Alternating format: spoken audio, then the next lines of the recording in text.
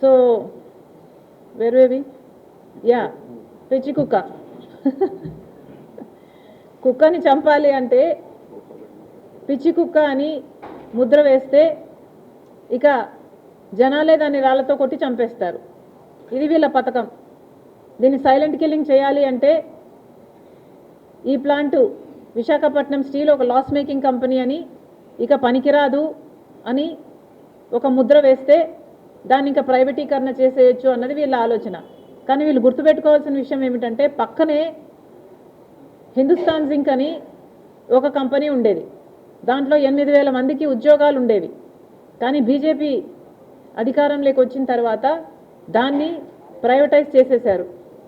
దాంతో ఆ కంపెనీని మొత్తం షట్ డౌన్ చేశారు. 8,000 మంది ఉద్యోగాలు తీసేశారు. అది వేదాంత గ్రూప్ అనుకుంటా, ఇఫ్ ఐఎమ్ నాట్ మిస్టేకెన్. అది ఒక రియల్ ఎస్టేట్ కంపెనీగా మారిపోయింది. భూములు అమ్ముకోవడానికి మాత్రమే తరమైంది. 8,000 మందికి ఉద్యోగాలు పోయాయి. సో ఈవెన్చువలీ విశాఖపట్నం స్టీల్ కూడా భూముల కోసమే ఇదంతా స్కీమ్ జరుగుతున్నది అన్నది చాలా పెద్ద ఆరోపణ. దీన్ని ఎదుర్కోవాల్సిన అవసరం ఉంది. దీన్ని ఆన్సర్ చేయాల్సిన అవసరం ఉంది. పాలకులుగా రెస్పాన్సిబిలిటీ ఉంది. అలా కాదు మేము దీన్ని ప్రైవేటైజ్ చెయ్యబోము అన్న అష్యూరెన్సు మంత్రి గారు వెళ్ళి కూడా ఇవ్వలేదు అంటే ఇక ఈయన మంత్రిగా ఉన్నది ఎందుకు? వాళ్ళకి ఏం చేసినట్టు మంత్రి హోదాలో ఆ ప్లాంట్ వరకు పోయి రావడం అన్నది వాళ్ళకు భారమే కదా. మీరు ఏ సహాయం చేయకపోతే ఎందుకు వెళ్ళారండి? వెళ్ళడం ఎందుకు, రావడం ఎందుకు? మీరు కనీసం ఇవ్వాల్సిన అష్యూరెన్స్లలో ఒక్కటైనా ఇచ్చారా? పోనీ పక్కన అంత ప్రేమ చూపిస్తున్నారా మిట్టల్ స్టీల్ ప్లాంట్ మీద? మీకు కూడా ఏదైనా చేస్తాము, ఇది చేస్తాము అని చెప్పే నోరు కూడా మీకు రాలేదు, ఆ మనసు కూడా మీకు రాలేదు. ఎంత దుర్మార్గులండి మీరంతా! ఇంత అన్యాయం చేస్తారా? పైగా పొగడ్తలు. చంద్రబాబు గారంట దురందర్ అంట మిట్టల్ స్టీల్ ప్లాంట్కి. ఏంటది?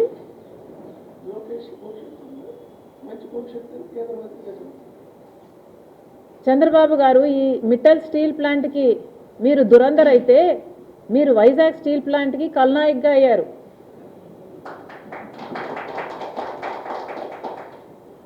ఏం చేయాలనుకుంటున్నారండి? ఇది మన ప్లాంటు, ఇది వైజాగ్ స్టీల్ ప్లాంటు, ఇది ప్రజల ప్రాజెక్టు, ప్రజల ప్లాంటు. ఒక ప్రైవేట్ స్టీల్ ప్లాంట్ మీద అంత ప్రేమ చూపిస్తున్నారు. మీరు ఒక విలన్గా మిగిలిపోవద్దండి అని కోరుతున్నాం. దయచేసి దిస్ ఇస్ నాట్ రైట్. పోనీ ఈక్వల్ ప్లాట్ఫామ్ ఇవ్వండి, ఈక్వల్ ప్లాట్ఫామ్ ఇవ్వండి, సేమ్ ఫుట్టింగ్ ఇవ్వండి. మీరు ఎన్ని రాయితీలు అయితే మిట్టల్ స్టీల్ ప్లాంట్కి ఇచ్చారో అన్ని రాయితీలు వైజాగ్ స్టీల్ ప్లాంట్ కూడా ఇవ్వండి. Congress party is challenging you today. Mittal steel plant కంటే అద్భుతంగా నడుస్తుంది వైజాగ్ స్టీల్ ప్లాంట్. మీరు అక్కడ ఎన్ని రాయితీలు ఇచ్చారో ఇక్కడ కూడా అన్ని రాయితీలు ఇచ్చి చూడండి. మీకు నిజంగానే చిత్తశుద్ధి ఉంది అంటే నిరూపించుకోండి. అలా కాకుండా వైజాగ్ స్టీల్ ప్లాంట్కి ఇవ్వాల్సిన మేలులన్నీ వైజాగ్ స్టీల్ ప్లాంట్ ఏ ఏ డిమాండ్లు అయితే చేసిందో ఆ డిమాండ్లన్నీ వైజాగ్ స్టీల్ ప్లాంట్ మీరు మీట్ కాకుండా మిట్టల్ స్టీల్ ప్లాంట్కి అందించారు. Vizag steel plant is been asking for captive mine, మీరు మిట్టల్ స్టీల్ ప్లాంట్కి ఇచ్చారు. Vizag steel plant is asking for electricity, Mittal steel ప్లాంట్కి ఇచ్చారు. Vizag steel plant is asking for captive port, మీరు మిట్టల్ స్టీల్ ప్లాంట్కి ఇచ్చారు. ఇక్కడ ఏ అయితే డిమాండ్లు ఉన్నాయో ఇక్కడ మీట్ చేయకుండా మీరు మొత్తం అన్ని మిట్టల్ స్టీల్ ప్లాంట్కి ఇస్తే మరి పబ్లిక్ సెక్టర్ యూనిట్గా ఉన్న వైజాగ్ స్టీల్ ప్లాంట్ గురించి ఎవరు పట్టించుకుంటారండి? మీరు ముఖ్యమంత్రి హోదాలో ఉన్నారు. చంద్రబాబు గారు ఈక్వల్ ఆపర్చునిటీస్ ఇవ్వాలి, ఈక్వల్ ఫుట్టింగ్ ఇవ్వండి. Congress party is challenging you. Vizag steel plant will out do Mittal steel plant. This is not right. మళ్ళీ డిమాండ్ చేస్తున్నాం, వైజాగ్ స్టీల్ ప్లాంట్ను ఆదుకోవాల్సిన అవసరం ఉంది. కేంద్ర రాష్ట్ర ప్రభుత్వాలు వెంటనే సేల్లో విలీనం చేయాలని కాంగ్రెస్ పార్టీ డిమాండ్ చేస్తుంది. లేదా ఎట్లా అయితే మీరు అక్కడ క్యాప్టివ్ మైన్ ఇచ్చారు అలాగే విశాఖపట్నం స్టీల్ కూడా ఇవ్వండి. ఇప్పటి వరకు భూములు ఇచ్చిన వాళ్ళల్లో ఇంకా 7,500 మందికి ఉద్యోగాలు కూడా ఇవ్వలేదు. వాళ్ళ పరిస్థితి ఏమిటో కూడా ఇప్పటికి కూడా అర్థం కాని అగమ్య గోచకరంలో ఉన్నారు వాళ్ళంతా. వాళ్ళకి అర్థం కూడా కావటం లేదు, ఇంకా వస్తాయో రాదో అని కూడా అనిపిస్తుంది. ఎందుకంటే ఉన్న వాళ్ళకు కూడా ఉద్యోగాలు తీసేస్తున్నారు. ఒకప్పుడు 34,000 మంది ఎంప్లాయీస్ ఉంటే ఈరోజు కేవలం 17,000 మంది మాత్రమే ఉన్నారు. అంటే కట్టింగులు చేసుకుంటూ చేసుకుంటూ చేసుకుంటూ ఇప్పుడు ఉన్న వాళ్ళకు కూడా విభాగాలుగా దాన్ని డివైడ్ చేసి అది కూడా కాంట్రాక్ట్ బేసిస్ మీద ఇచ్చేస్తున్నారు. This is not right. ఇంతమంది ఉసురు మీకు అవసరం లేదు. దయచేసి విశాఖపట్నం స్టీల్ను కాపాడాలని కాంగ్రెస్ పార్టీ చంద్రబాబు గారిని కూటమి సర్కార్ని డిమాండ్ చేస్తుంది. Thank you. ఇంకో విషయం 1 మినిట్. జాబ్ క్యాలెండర్ నిన్న ఉగాది అప్పుడు చంద్రబాబు గారు చాలా ఉత్సాహంగా ఒక జాబ్ క్యాలెండర్ విడుదల చేశారు. ఎన్ని జాబ్స్ ఇచ్చారండి? 10,000తో ఒక జాబ్ క్యాలెండర్ విడుదల చేశారు. అది చాలా గొప్ప జాబ్ క్యాలెండర్ అన్నారు. నిజంగానే ఇది గొప్ప జాబ్ క్యాలెండరా? కూని రాగం తీసి ఆఖరికి ఏమంటారు సామెత, కొండంత రాగం తీసి పూసంత పాట అలా ఉంది. 2 సంవత్సరాలుగా జాబ్ క్యాలెండర్ అని ఊరిస్తూ ఆఖరికి ఉసురు తీశారు. కేవలం 10,000 జాబ్స్కి జాబ్ క్యాలెండర్ విడుదల చేశారు. రాష్ట్రంలో కనీసం 1,80,000 ఉద్యోగాలు ఖాళీగా ఉన్నాయి. దీనికోసం కనీసం 30 లక్షల మంది బిడ్డలు పోటీ పడుతున్నారు. దానికి కోచింగ్లని, ట్రైనింగ్లని, ఫీజులని అప్పులు చేసి మరి చదువుకుంటూ ప్రిపేర్ అవుతున్నారు. తీరా చూస్తే ఎన్ని జాబ్లు విడుదల చేశారంటే చంద్రబాబు గారు కేవలం 10,000. This is very very disappointing.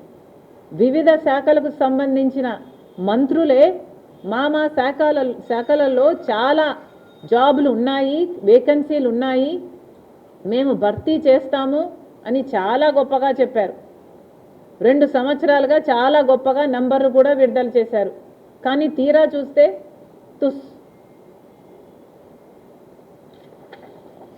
ఇది 1,80,000 ఉద్యోగాలు ఉన్నాయి అని వాళ్ళే ఒప్పుకున్న స్టేట్మెంట్. వివిధ శాఖలకు సంబంధించి ఎడ్యుకేషన్ డిపార్ట్మెంట్లో మంత్రి చెప్పారు 30,000 ఉద్యోగాలు ఖాళీగా ఉన్నాయి. పోలీస్ డిపార్ట్మెంట్లో 19,999, ఇంజనీరింగ్ డిపార్ట్మెంట్లో 20,000 ఉద్యోగాలు, పంచాయతీరాజ్ డిపార్ట్మెంట్లో 26,000, municipal administration 27,000, revenue department 13,000, health department 26,000, agricultural department 3,000, others 15,000. Total job vacancies 1,80,000. మరి ఎటుపోయాయండి ఉద్యోగాలన్నీ? 1,80,000 ఖాళీలు పెట్టుకొని మీరు 10,000 ఉద్యోగాలకే జాబ్ క్యాలెండర్ ఇస్తామంటే ఎలా చెల్లుబాటు అవుతుంది? జగన్మోహన్ రెడ్డి గారైనా చంద్రబాబు గారైనా ప్రతి January 1st జాబ్ క్యాలెండర్ అంటారు. ఎలక్షన్లు వచ్చినప్పుడల్లా ఎలక్షన్లు అయిపోతాయి, ప్రతి January 1st కూడా అయిపోతుంది. కానీ ఆ మాట మాత్రం అలాగే మిగిలిపోతుంది. ఇస్తామని చెప్తున్న జాబ్ క్యాలెండర్ మీరు ఇస్తే కూడా ఇచ్చింది ఎంత? కేవలం 10,000. How do you justify this? ప్రజలకు ఏం సమాధానం చెప్తారు? కనీసం నిరుద్యోగ భృతి ఇస్తున్నారా అంటే అది లేదు. చంద్రబాబు గారు చెప్పిన మాట 20 లక్షల ఉద్యోగాలు ఇస్తాం, లేకపోతే నిరుద్యోగ భృతి ఇస్తామన్నారు. ఇప్పటికి దాదాపు 2 సంవత్సరాలు అవుతుంది. ప్రతి నెల 3,000 రూపాయలు నిరుద్యోగ భృతి ఇస్తామని చెప్పిన చంద్రబాబు గారు ఇప్పటి వరకు ఒక్కరికి ఒక్క నెల కూడా ఇవ్వలేదు. పోనీ ఉద్యోగాలు ఇచ్చారంటే ఎంతమందికి ఇచ్చారంటే 10,000 జాబ్లు, ఇప్పటికి నోటిఫికేషన్లు. ఇది ఎలా వర్కౌట్ అవుతుంది? కనీసం ఈ 1,80,000 ఉద్యోగాలను 3 సంవత్సరాలలో భర్తీ చేయాలి అన్నా కూడా కనీసం 50,000-60,000 ఉద్యోగాలు ప్రతి సంవత్సరము ఇవ్వాలి. అంటే మీరు ఈ సంవత్సరం కనీసం 50,000-60,000 ఉద్యోగాలకైనా నోటిఫికేషన్లు ఇచ్చుండాలి. పోనీ 4 సంవత్సరాలు వేసుకున్నా కూడా కనీసం 40,000 అయినా ఇచ్చుండాలి. అది ఏదీ చేయకుండా 10,000 how do you justify this అండి? బిడ్డలు చాలా డిసప్పాయింటెడ్గా ఉన్నారు. చాలామంది ఉద్యోగాలు వస్తాయని ఎదురు చూస్తున్న వాళ్ళంతా ట్రైనింగులు తీసుకుంటున్నారు, డబ్బులు ఖర్చు పెట్టుకుంటున్నారు, ఊర్లో వదిలేసి ట్రైనింగ్ సెంటర్ల దగ్గర పడి మరీ చదువుకుంటున్నారు. తీరా చూస్తే మీరు ఇంత డిసప్పాయింట్ చేయడం ఇస్ వెరీ వెరీ బ్యాడ్. ఎంతమంది బాధపడుతున్నారో మీరు ఒకసారి ఆలోచన చేయాల్సిన అవసరం ఉంది. అదే కాదు, మీరు ఎలక్షన్లప్పుడు ఏజ్ లిమిట్ 42 నుంచి 46కి పెంచుతామన్నట్టున్నారు. అది కూడా చేసినట్టు లేరు ఇంతవరకు. అది కూడా చేయాలని డిమాండ్ చేస్తున్నాం. దయచేసి ఇంకా జాబ్స్ ఇవ్వాల్సిన అవసరం ఉంది. ఇవన్నీ ఎన్నైతే ఖాళీగా ఉన్నాయని చెప్తున్నారో మీ మంత్రులే చెప్పారు.